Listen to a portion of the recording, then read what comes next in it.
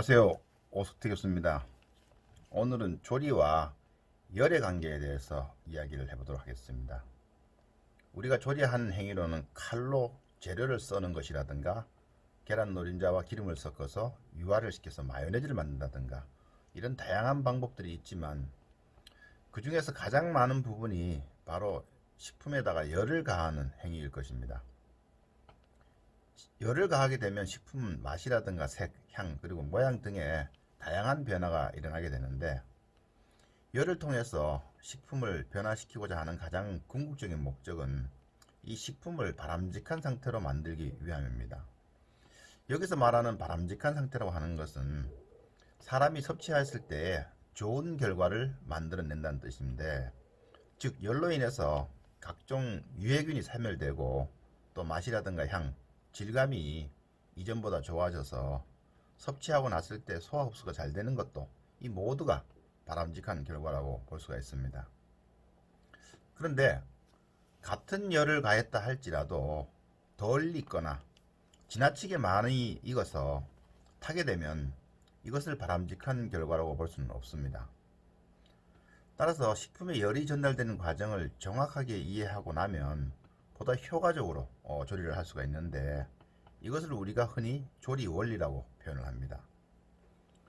조리를 할 때 식품에 열이 전달되는 원리는 크게 전도, 대류, 방사로 대별되게 되는데, 전도는 물체와 물체를 통해서 열이 이동되는 것을 말합니다. 그리고 대류는 더운 열은 위로 올라가고 식은 열은 아래로 내려오면서 순환되는 구조에다가 조리를 적용시키는 것을 말하고, 방사는 식품이 조리기구에 직접 닿지는 않지만 적외선이라든가 빛을 통해서 열을 전달시키고, 초단파 같은 단파에 의해서 발생되는 열을 이것을 조리에 이용하는 것을 말합니다.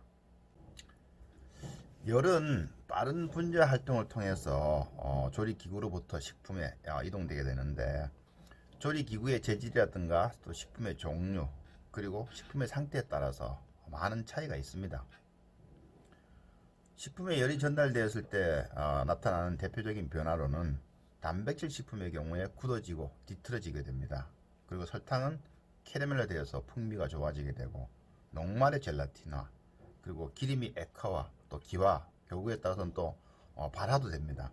그리고 물의 증발이 일어나서 식품이 질겨지거나 또는 단단해지는 현상도 나타납니다.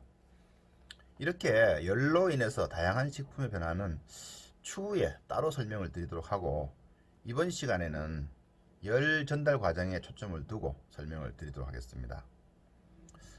첫 번째, 전도는 거의 모든 조리 과정에서 일어나는데, 전도되는 과정에서 조리에 적합한 온도로 변화되게 됩니다.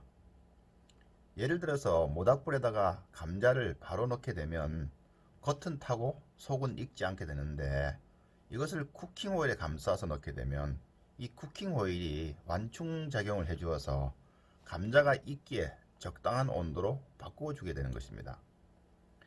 계란 후라이를 한다고 가정한다면 스토브의 가스불 중심 온도는 1500도에 가깝기 때문에 조리를 하기에는 너무 높습니다.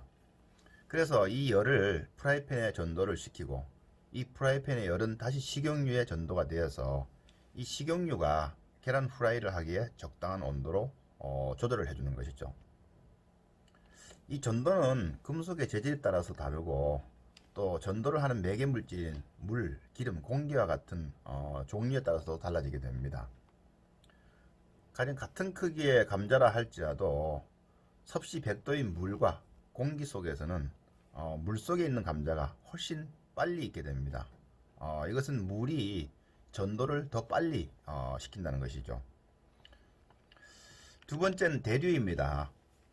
대류는 영어로 이제 컨벡션인데, 열의 흐름이 순환되는 원리를 이용해서 조리를 한다고 말씀을 드렸습니다. 가장 대표적인 현상이 끓는 물인데, 공기라든가 기름도 이러한 현상으로 조리를 하게 됩니다. 특히 공기를 이용해서 컨벡션 현상으로 조리를 하는 것이 컨벡션 오븐입니다. 이 컨벡션 오븐은 강제 대류를 일으켜서 조리를 하게 되는 것이죠. 이 자연 대류와 강제 대류가 있는데, 이 자연 대류의 경우에는 음식물이라든가 공간의 장애로 인해서 열이 골고루 전달되지 못하기 때문에 부분적으로 덜 익거나 또 부분적으로 타거나 하는 이런 현상이 나타날 수가 있습니다. 특히 제과 제빵 부분에서는 이런 현상이 많이 나타나죠. 그래서 강제 대류는 기계적인 힘을 이용해서 공기나 물, 기름을 골고루 순환시켜 줘서 조리가 일정하게 되도록 만들어주는 것입니다. 그리고 세 번째는 방사입니다. 영어로는 라디에이션인데 재료에 물리적인 접촉이 없이 열을 전달해서 조리가 이루어지도록 하는 것인데 대표적인 조리 기구로는 셀라멘더와 브로일러입니다. 그리고 토스터도 여기에 포함됩니다. 주로 피자나 그라탕 같은 요리를 할 때에 표면에 색을 내기 위해서 이러한 조리법이 많이 사용되는데 조리 기구가 물리적으로 닿지 않기 때문에 표면이 자연스럽게 색이 납니다.